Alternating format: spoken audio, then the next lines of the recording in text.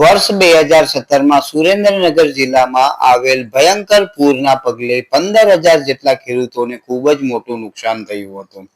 આ નુકસાનના પગલે 2017-18ના વર્ષમાં ખેડૂતોએ ખૂબ જ આંદોલન કર્યા હતા અને સરકારો પાસે પણ આશ રાખેલી હતી કે તેમને જે લીધેલા પાક વીમા છે તે પાક વીમાનું તેમને વળતર મળે.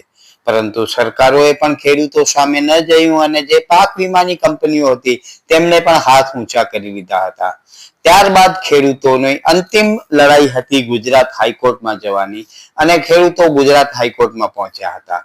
ગુજરાત હાઈકોર્ટમાં ખેડૂતોને આજે ખૂબ જ મોટી જીત મળેલી હતી, કેમ કે સરકારો અને જે વીમા કંપનીઓની સાંઠગાંઠ હતી તેના કારણે ખેડૂતો સામે કોઈ જ જોતું નહોતું અને ખેડૂતોને ખૂબ જ મોટું નુકસાન થયું હતું. અંતે ખેડૂતો જ્યારે હાઈકોર્ટમાં પહોંચ્યા અને ગુજરાત હાઈકોર્ટે આજે ખેડૂતોના તરફેણમાં ચુકાદો આપ્યો છે અને આ ચુકાદામાં 15,000 જેટલા ખેડૂતોને 8% વિલંબિત વ્યાજના ચૂકવણા સાથે પાક વીમાનો ચૂકવણા કરવાનો આદેશ આપ્યો હતો.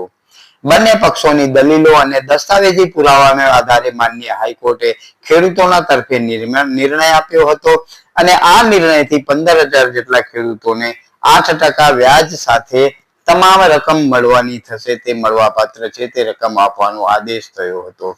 આમ પણ આપણે જોઈએ તો ખેડૂતોની હાલત કેટલી ખરાબ છે એના અનેક આપણે ઉદાહરણો આપેલા છે, તેની અનેક આપણે સ્ટોરીઓ પણ ચલાવેલી છે, પરંતુ ખેડૂતોની હાલત સારી થાય તેવા એંધાણો અહીં દેખાતા નથી.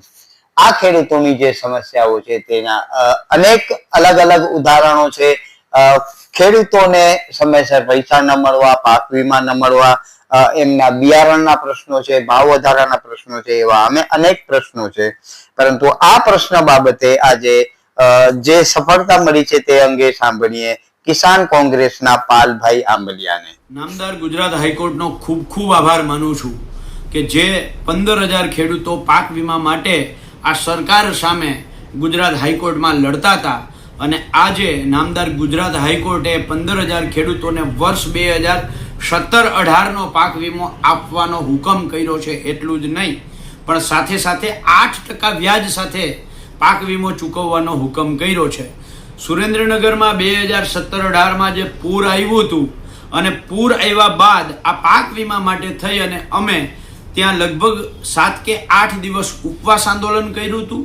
અમે ત્યારે સુરેન્દ્રનગર જિલ્લાના કલેક્ટર પાસે પાક વીમાના નિયમોના ગાડિયા લઈ, કારણ કે રાજ્યના કૃષિ મંત્રીએ એવું કહ્યું હતું કે પાક વીમાને કંપનીને નિયમોથી બાંધી શકાય કે એના ગળે ગાડીઓ નાખી શકાય એવા નિયમો નથી, એટલે પાક વીમા કંપનીઓ ક્યાંય કરતા ક્યાંય અમારા કંટ્રોલમાં નથી. ત્યારે પાક વીમાના કયા કયા નિયમો છે એના ગાડિયા બનાવી અને અમે કલેક્ટરને આવેદન, રજૂઆત અને ધરણા ઉપવાસ પણ ત્યાં કર્યા હતા.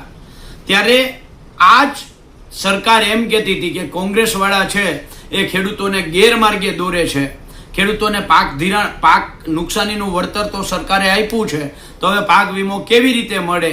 આજે ગુજરાત હાઈકોર્ટે આ જે 2017-18માં ભાજપના પ્રવક્તાઓ વાત કરતા હતા, ચેનલોમાં મોટી મોટી ડંફાસો મારતા હતા, એમને આજે ગુજરાત હાઈકોર્ટે લપડાક મારી છે. આ ખેડૂતોની જીત છે.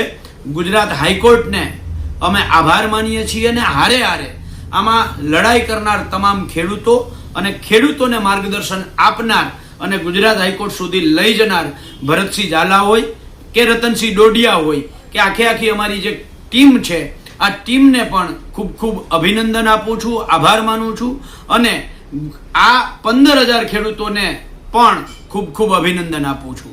લડીએ તો જીતીએ.